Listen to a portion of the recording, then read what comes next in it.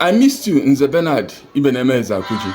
My first encounter with you was when I came to marry your first child and daughter.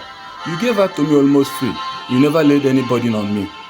When I visited Enugu twice on 2 occasions from my missionary base, from far away Ogun State, my car had issues. Each time you bore the cost of repair. When my wife had an operation, you and your family paid all the hospital expenses. You were indeed a father to me.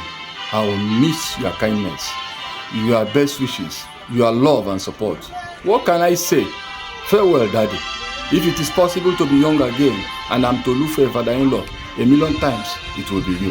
Kachifo Nze Bernard, Adio Ibeneme, Nwa Ezeakuji, Odogwu nwoke, gaa nke ọma.